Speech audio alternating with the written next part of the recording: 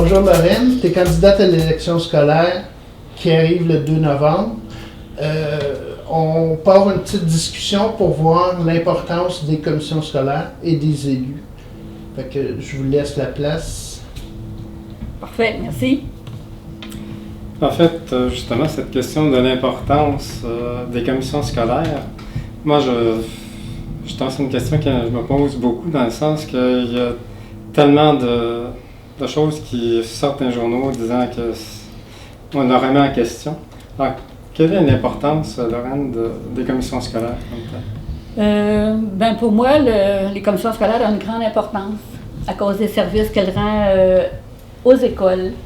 Quand on pense aux services, les ressources matérielles, les ressources financières, les services éducatifs, le transport, on prend juste le transport par exemple, le transport qui voit au circuit, aux horaires, au contrat. Bon, chaque service a vraiment des travaux spécifiques à faire. Puis tous ces services-là vont faire que les écoles n'auront pas besoin de le faire, puis vont pouvoir vraiment se concentrer sur les services aux élèves. Leur mission, finalement, là, qui est d'éduquer et d'enseigner les élèves. La commission scolaire ne s'occupe pas seulement non plus de la formation des enfants, là, préscolaire, primaire, secondaire, puis même en certains milieux, il y a la prématernelle. Il y a aussi la formation générale adulte, il y a la formation en entreprise, la formation à distance, la formation professionnelle, là, qui est très importante. Donc, ça touche tout le monde. C'est pas juste les enfants, là, c'est vraiment les adultes aussi. Qui bénéficient de ces services-là. Puis un autre point qu'on ne pense pas souvent, c'est que nos commissions scolaires sont des développeurs qui vraiment travaillent pour le développement économique de nos régions. Je pense par exemple, le centre multisport là, qui va voir le jour, là, puis à Saint-Roch, il va en avoir un à Joliette, centre multisport aussi. Ça, c'est fait en partenariat avec les municipalités, avec les ministères.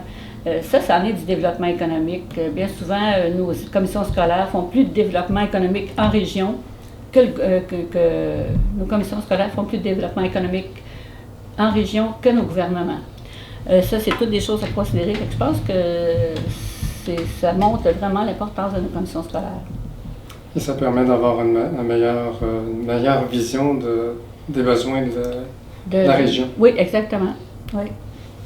En plus, ça doit tenir un genre de lien justement entre la maternelle, le primaire, le secondaire, puis à la suite le cégep, l'université. À quelque part, si l'école est prise dans son carcan à elle, puis c'est elle qui gère tout, elle n'a presque plus de contact avec le restant. Là. Oui, exactement. Puis, si la commission scolaire, c'est ça. La commission scolaire va créer les liens, les passerelles entre les différents niveaux. Puis à ce moment-là, puis la commission scolaire connaît la clientèle aussi, la clientèle de chaque région. Fait que c'est plus facile d'organiser à ce moment-là des cours, ça peut être des formations qui vont intéresser tout le monde de la région.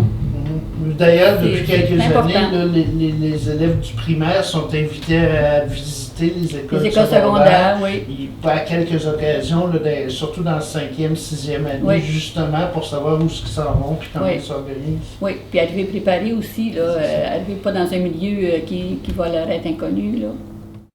C'est quoi ton rôle là-dedans, maintenant? Mon rôle, il y a la fonction administrative.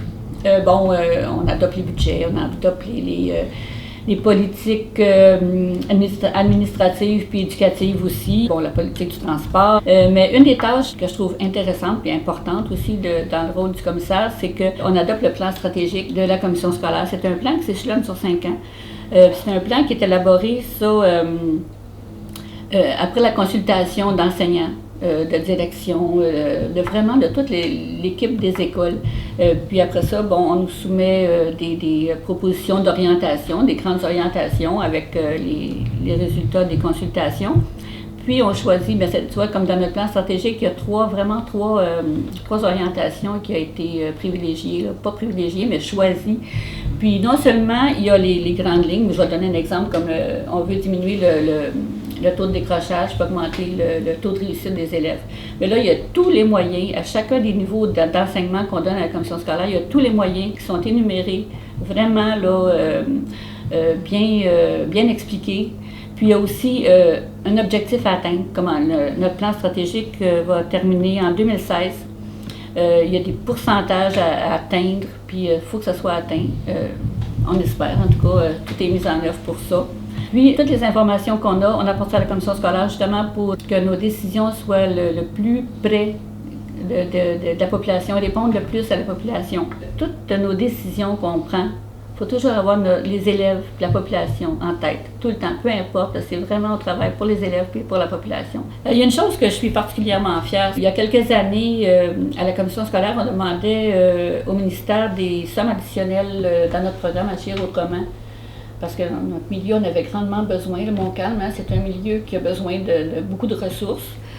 J'avais rédigé une lettre,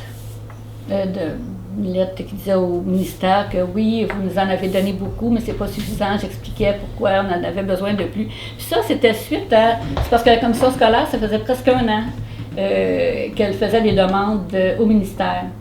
Puis c'était toujours, donnez-nous des dossiers, des rapports, c'est quoi le diagnostic des écoles. Il y avait des rencontres au ministère, puis ça finissait plus, puis il n'y avait jamais de réponse aux demandes qu'on faisait. C'est pour ça que j'ai dit, tiens, je vais écrire une lettre. J'ai soumis ça au CPRSM pour qu'il m'aide, parce que le CPRSM touche à beaucoup d'organismes. Puis là, j'ai dit, ça serait le fun que cette lettre-là, on la donne à tous les organismes, puis que tous les organismes aient la même lettre, mais avec l'entête de leur organisme, là, avec la signature de leur président, qu'on pile ça, puis qu'on met ça dans une enveloppe, puis qu'on envoie ça au ministère de l'Éducation.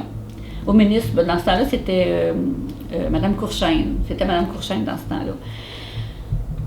Puis, pas longtemps après, on a eu une réponse, puis ça a marché. On a eu nos sommes additionnelles, Agir autrement plus, la CAA plus qu'on appelait, là. Fait que ça, je suis assez contente de ça. On va avoir des gros choix à faire, des choix difficiles. Ça va être des gros défis. Mais moi, j'entends mettre mes énergies pour garder nos services qu'on donne à nos élèves. Si on peut les bonifier, tant mieux. Puis je pense qu'on va faire tout ce qui est notre possible pour le faire.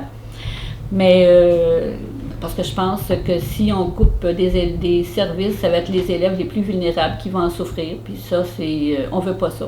Est-ce que c'est si important d'aller voter? À l'école publique, tout le monde a son mot à dire. Tout le monde peut aller critiquer. Tout le monde peut aller voir qu'est-ce qui se passe. Tout le monde peut s'attendre à des résultats. Mais il faut aller voter. Ça regarde tout le monde, même ceux qui n'ont pas d'enfants, parce que souvent on dit, moi j'ai pas d'enfants, là, regarde, je ne vais pas voter, ça ne me regarde pas. Ben oui, ça les regarde. Ça les regarde. Quand tu penses aux enfants qui fréquentent l'école, puis que l'école veut les amener à avoir un bon emploi, tu sais, à aller au bout de leurs études, puis se trouver un emploi à leur mesure. Ben ça va faire des jeunes qui plus tard, ben justement, ils vont travailler, puis vont apporter quoi à la société. Puis si une société a des personnes qui travaillent, là, que la grande majorité des personnes vont travailler, puis ne sont pas sur le chômage, ben ça va faire une société en santé, une société prospère. Puis ça fait quoi une société prospère? Ben ça donne des bons services. Puis les bons services, c'est qui les récolte? Ben c'est tout le monde. Tout le monde les récolte, des bons services. Je suis Lorraine Wolf et puis je suis candidate aux élections scolaires dans la circonscription de Sainte-Julienne et de Saint-Calix et je serais très fière de vous présenter.